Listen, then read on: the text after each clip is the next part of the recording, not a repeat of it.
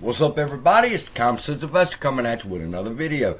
This video, I want to give a special shout out to Little Green Candle over in our Discord. She got a hold of Chance the Lawyer's notes from the meeting, and it is very, very, very detailed. So what I'm going to do is I'm going to take the first part of what Chance the Lawyer had to say about the beginning of the meeting, and I'm going to explain it because it's going to be very important, people. You don't want to make the same mistakes AMC made. Listen up. All right. In Chance the Lawyer's first one here, it's actually number 3. She says that Zern points out, as you also know, in the typical case, the parties initiate the settlement approval process by filing a stipulation and agreements of settlement, which discloses the terms in the proposed scheduling order for the presenting the settlement for approval and a proposed notice to be sent to the stockholders. But the parties haven't filed any of these typical items in the case yet, so I'm unusually a little bit in this dark as to the terms and parties' proposed timelines. And their response was, Mark says that they are going to be ready within a day or two to put in the stipulation. Okay? Then he offers to use the call as a sort of a Q&A, and he puts his foot in his mouth again in what he's telling the judge. We'll get to that in a second. Let's talk about what she's saying here.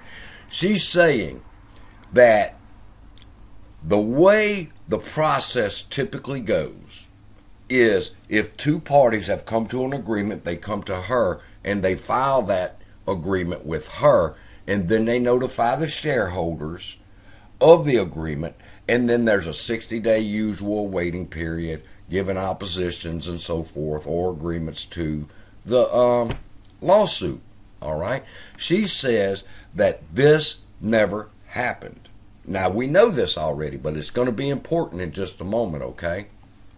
Because when she starts talking of a time frame of 60 days, they go to hee-hawing again, like I told y'all in the other video. They want to go 45 days because they have a concern that, how'd they put that? That they didn't want this stretching out into the fall because they have to raise money to pay off the debt. Okay. Yeah. Well, anyway, she didn't buy it. But what they were referring to was, like I shared with y'all in my past video, they had already sent a notice 8K. That's what they were trying to convince the judge. They had already notified us, and that really we could shave off 2 weeks here, and the judge didn't have it. She said, no, listen, the way the process works is you bring a settlement to me, then you notify the shareholders of what's going on, because she's in the dark, which is what she says right here. She's in the dark as to the terms and the parties' proposed timelines. All right? Now, even if AMC could have got the timeline moved up just 2 more weeks in a 45-day period instead of a 60-day period, that shows that they're desperate and that they are in a hurry to make this thing happen. Okay? And I want us to get a lesson from that. All right? Slow down, people. Nobody should be filing anything right now. The judge has not given her orders. They said that within a day or two, they would give the court the necessary paperwork to outline to her what the settlement is. And then once she posts it, we will have an opportunity to object. We will have an opportunity to intervene. We will have an opportunity to be there in person. Okay?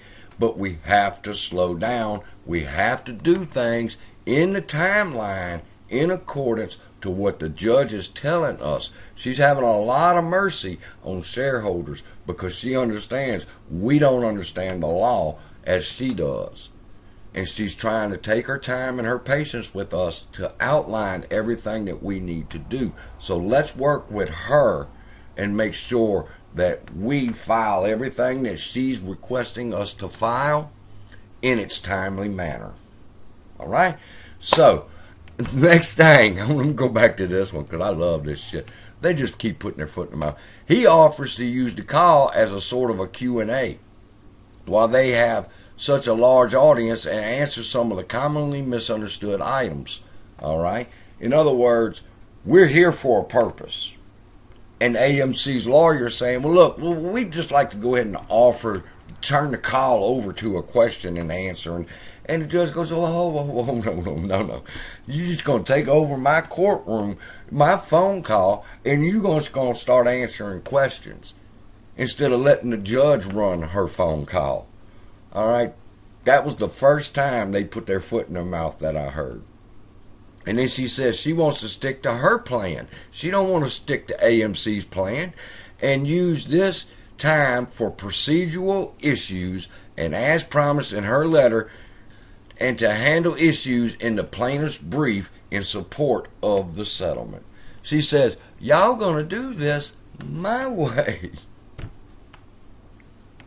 So people, please, everybody, YouTubers, please, everybody, let's get on the same page here. Let's notify all the shareholders, because that's what we're here for, right? To notify them what they need to do, when they need to do it, and how they need to do it in a timely manner.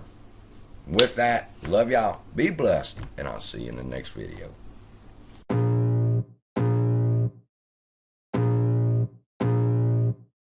I can feel the blood creeping up from the heathens. Got will, got fight, got pride, got reason. If they wanna go eat, then you know I'm gon' feed them. If you're coming for me, hope you're ready for a demon. I got eyes in the back of my head, I'm seeing. Take me for granted and you know I'm leaving. I'ma take what's mine with the webs I'm weaving. I could take this crowd from seeing to believing. Got a taste for blood and my tongue keeps bleeding from the words I spit. So sharp, so free.